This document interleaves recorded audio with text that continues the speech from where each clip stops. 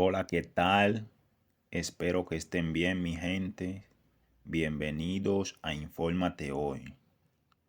Al menos 15 universitarios permanecen arrestados por el régimen de Nicolás Maduro tras los comicios en Venezuela. Las autoridades de Venezuela mantienen detenidos a al menos 15 estudiantes universitarios que fueron capturados en el contexto de la crisis desatada luego de la controvertida reelección de Nicolás Maduro en las presidenciales el 28 de julio, informó este miércoles el Observatorio de los Derechos Humanos de la Universidad de los Andes, ODH-ULA. En una nota de prensa, la organización explicó que un total de 45 jóvenes fueron aprehendidos en el contexto de la crisis postelectoral, pero estima que 30 ya fueron librados, aunque sobre algunos de ellos pesan medidas cautelares como presentación periódica ante tribunales o sanciones administrativas. Al menos 15 jóvenes permanecen en prisión acusado de delito de terrorismo, incitación al odio, traición a la patria, conspiración y resistencia a la autoridad, subraya el escrito. Los jóvenes son alumnos de casas de estudio como las Autónomas Universidad Central, UCV, de Carabobo, UC, de Oriente, UDO, y de la institución privada de la Universidad Católica Andrés Bello, UCAB. Ante amenazas e intimidaciones, algunos universitarios han decidido huir del país o mantenerse en la clandestinidad por temor a ser detenidos, mientras que otros han denunciado persecución. Todos los casos registrados por el ODH-ULA responden a prácticas de terrorismo de Estado implementada por funcionarios venezolanos, prosigue el observatorio. El reporte, además, da cuenta de 4 profesores universitarios detenidos y 1 exiliado, todo tras los comicios, cuyo resultado oficial fue denunciado como fraudulento por la principal coalición opositora, la Plataforma Unitaria Democrática PU, y no ha sido reconocido por numerosos países. El ODH-ULA ha conocido casos de otros universitarios que permanecen en la clandestinidad tras recibir amenazas de detención por su militancia en partido político de la oposición, añadió el escrito. En Venezuela hay 1.916 detenidos por motivos políticos, 11 más que la semana pasada, cuando se computaron 1.905 personas privadas de libertad por las mismas razones, según información de la ONG Foro Penal difundida este miércoles. A través de X, la organización detalló que, del total de detenidos, 1.676 son hombres y 240 mujeres, de los cuales 1.846 son adultos y 70 adolescentes entre 14 y 17 años.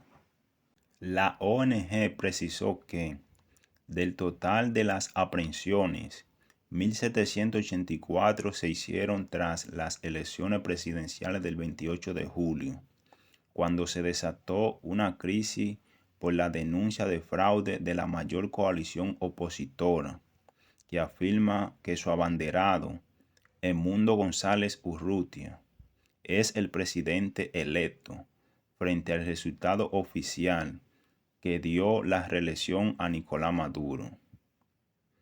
La crisis postelectoral desató protestas que causaron, según el régimen, 25 muertes y más de 2.400 detenidos, una cifra que supera considerablemente la de Foro Penal. La organización explicó que sus cifras son distintas a las de las autoridades porque desde la organización solo se contabilizan detenciones que califiquen como arbitrarias. Cuando afirmó no hay elemento de culpabilidad sobre las personas apresadas. El régimen de Nicolás Maduro responsabiliza a los manifestantes de generar violencia y vandalismo en varias sedes públicas, mientras que el bloque antichavista acusa de represión a los agentes de seguridad del Estado de las protestas. Vamos a conversar sobre una situación que está ocurriendo en Venezuela, sobre todo desde el contexto postelectoral, luego del 28 de julio con las elecciones presidenciales, y es la detención, prisión y ahora en muchos casos enjuiciamiento de menores de edad acusados de delitos como terrorismo, incitación al odio y de daños al patrimonio. Y para ello, pues vamos a conversar con Kelvin Zambrano, él es de la coalición de los derechos humanos, quienes han sido parte de estas organizaciones venezolanas que han documentado un poco lo que está sucediendo en Venezuela. Y lo que digo es un poco, pues porque sabemos las restricciones que existen, porque también los defensores de derechos humanos se exponen a la prisión, se exponen a amenazas constantes para ejercer su labor. Se hablaba en un principio de unos 152 menores detenidos, ya ese número ha bajado luego de una excarcelación de 86, pero los patrones que se están evidenciando recientemente son de pues, torturas dentro de los calabozos, también la negativa de dar alimentos de calidad, así como medicamentos. Esto por el lado de los menores, pero también tenemos los adultos que fueron detenidos que también están siendo sometidos a estos tratos. Kelvin, gracias por estar con nosotros. Bienvenido. Hola Ana, gracias a ustedes por el espacio. Sí, Kelvin, nos gustaría que nos contaras un poco desde la coalición, qué es lo que ustedes han podido documentar desde el contexto postelectoral hasta el día de hoy en este tema de los encarcelamientos y las violaciones a los derechos humanos. Bueno, lo primero es que se ha implementado un nuevo esquema de persecución y hostigamiento en Venezuela a partir del 28. En primer lugar, hemos identificado quiénes son los sujetos que han sido víctimas de este nuevo esquema de persecución y hemos observado que, a diferencia de otros momentos de violaciones de derechos humanos en el contexto venezolano, existe un nuevo sujeto y este nuevo sujeto son los sectores populares del país. Son los sectores menos favorecidos del país, los sectores que se ubican en los estratos C y D de la sociedad, podríamos hablar de pobreza y pobreza extrema, que fueron los sectores que salieron a protestar frente a la situación económica, frente a la restricción de los derechos económicos, sociales y culturales que hoy existen en Venezuela. Eso por una parte. En segundo lugar, vimos y hemos identificado que se han efectuado detenciones y imputaciones masivas. Esto es algo que es contrario a toda la dogmática del derecho penal democrático. En una sociedad democrática se supone que el acto de imputación debe ser un acto individualizado, un acto en el que se pueda determinar cuál es el hecho por el cual se le está imputando un delito a esa persona, que se describa con claridad y precisión cuáles fueron los hechos que supuestamente dieron origen a ese tipo penal que se le está imputando. Entonces, este es un otro elemento que hemos logrado identificar, que es la ausencia de la individualización de la supuesta conducta delictiva que ejecutaron estas personas. Entonces, existen unas privaciones masivas, unas imputaciones masivas, no se identifica cuáles fueron los actos, simplemente todo el mundo es imputado con esta ley, que además es una ley que esto es muy importante poder analizarla desde la óptica de la teoría general del derecho. Esta es una ley que no goza ni de validez material ni de validez sustancial. ¿Por qué no goza de ninguno de estos elementos? Bueno, porque fue una ley que fue promulgada, que fue sancionada por una Asamblea Nacional que estaba viciada de nulidad. Además, los organismos internacionales han dicho que las leyes contra el terrorismo no pueden ser utilizadas para la persecución. Eso lo han dicho varias relatorías de Naciones Unidas. Entonces vemos una vez más que se emplea aquella teoría de Jacobs, el derecho penal del enemigo, ¿no? Donde lo que se pretende es acabar con una amenaza, con una persona que es considerada un enemigo del Estado y no garantizar los derechos de la persona. Entonces, aquí lo que se busca es una condena, no la verdad del proceso. Entonces, aquí podemos ver dos elementos, dos procesos que se contraponen en un proceso penal democrático y un proceso penal autoritario. En el proceso penal democrático se busca la verdad en el proceso. Ese es el objetivo final de un proceso, la búsqueda de la verdad. Mientras que en el derecho penal autoritario, antidemocrático, nazi, si se quiere decir, se busca entonces es la condena de esta persona. En tercer lugar, vemos cómo se ha implementado una política de persecución a la familia. Incluso esto es bastante grave porque Sí.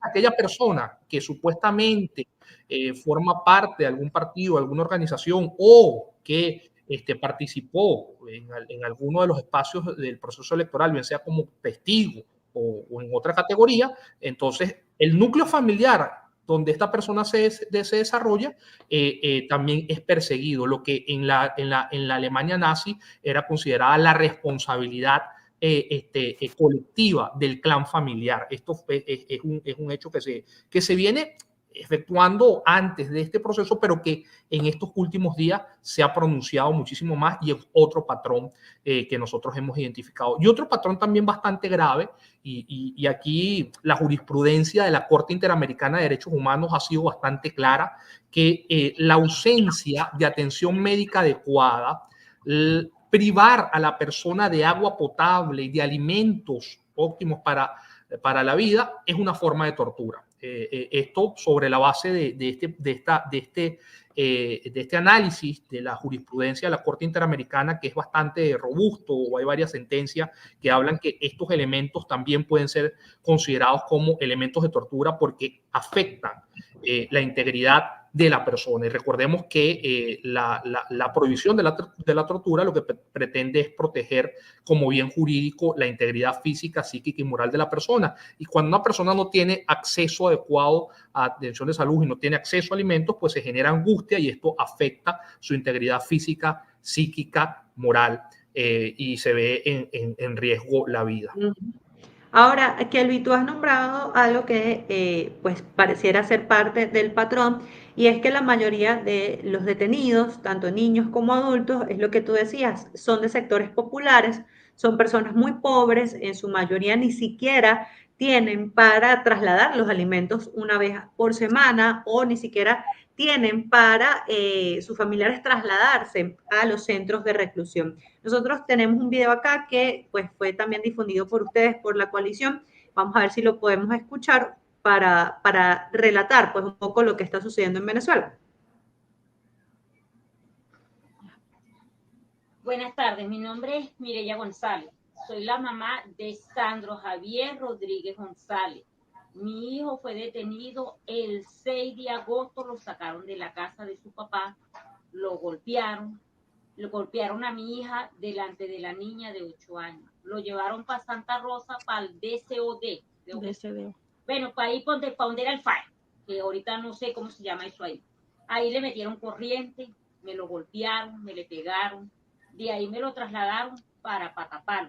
Me quitaron en Santa Rosa, me quitaron $700 porque que me lo iban a dar, me lo iban a soltar.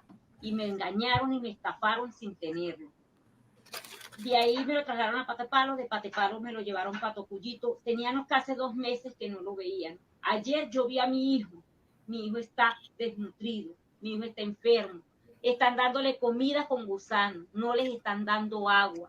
No los están golpeando, pero les están metiendo un psicoterror muy fuerte. Mi hijo está muy decaído, necesita tratamiento. Por favor, auxílienme, yo quiero que saquen a mi hijo. Mi hijo se me va a morir ahí, yo me voy a morir con él. Si mi hijo fuera un terrorista, yo no viviera en un rancho como en el que vivo. Yo no estuviera pasando la necesidad que paso. Así que si ustedes no me ayudan, avísenme, necesito ayuda, quiero sacar a mi hijo de donde está. Mi hijo está muy demacrado. ahí no le están pasando el tratamiento. Nos pidieron un poco de medicamentos, luchamos para pasárselos y a ellos no se los están dando, no me les están dando agua. Les dan agua 2 veces al día y agua de unos tanques contaminados. La comida tiene gusanos, está dañada. Me dijo, mamá, la comida está dañada, tiene gusanos, está podrida. Lo único que le supliqué es saquenle los gusanos y pruébese un poquito, hijo, para que no se muera aquí. Eso fue lo único que como madre pedí a él. Y no sé cómo Dios... Parte de lo que tú mismo nos acabas de narrar, Kelly, que son estos sectores populares. Aquí veíamos la madre de un joven de 25 años que, si bien no entra en el patrón de los menores de edad, son parte de los detenidos y que, como el relato de ella, son la mayoría, que son personas muy humildes, son personas que no tienen dinero y que en el caso de este joven fue sacado de su casa, que ocurrió en muchos casos también. ¿Por qué el ensañamiento del Estado con los sectores populares, sabiendo o entendiendo pues que eran los que apoyaban en un momento el chavismo o la revolución? Y antes de que me contestes, también me gustaría comentar unos comentarios que nos están haciendo, porque estamos en vivo, de gente que nos dice que hacían quemando las calles. No es por defender, pero primero, esta gente no estaba quemando calles, fueron sacados de sus casas, y segundo, nada tiene que dar paso a la violación de los derechos humanos. Kelvin, por favor. Sí, bueno, lo primero es que debo decirles que Sandro, además de ser activista de la comunidad LGBTI, también es activista del Partido 20 Venezuela. Ese es otro de los sujetos que nosotros hemos identificado que han sufrido una persecución determinada. Es decir, desde el poder se ha estructurado todo un entramado para identificar a personas específicas y enviar un mensaje a esos sectores de la sociedad. Quieren enviar un mensaje a los partidos políticos, específicamente a 20 Venezuela. Quieren enviar un mensaje a los sectores populares, y aquí respondo a tu pregunta. ¿Por qué los sectores populares? Bueno, porque es evidente que quienes hoy controlan el poder en Venezuela perdieron por completo el respaldo de quienes en un momento creyeron en el proyecto socialista y en el proyecto chavista.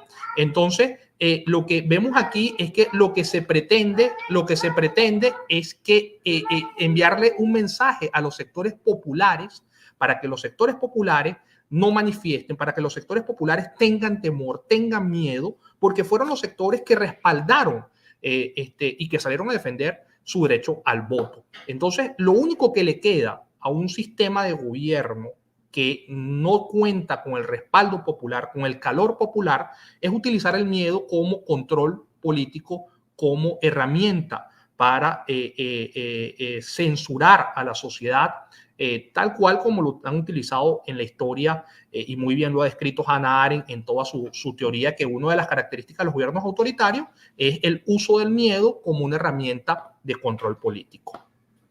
Así es. También quería preguntarte, Kelvin, desde la Coalición de los Derechos Humanos, ¿cómo están ayudando ustedes? Antes de la entrevista me comentabas que están haciendo un poco de trabajo con los testimonios a nivel internacional. ¿Qué están haciendo? ¿Cómo están ayudando? Y también quisiera saber qué mecanismos están escuchando en este momento todas estas denuncias, porque no solamente estamos hablando de que gente fue detenida arbitrariamente, sino lo que está sucediendo dentro de la cárcel. Entonces, ¿quién está llevando estos testimonios, por ejemplo, a la Comisión Interamericana o a otros espacios donde se puedan escuchar?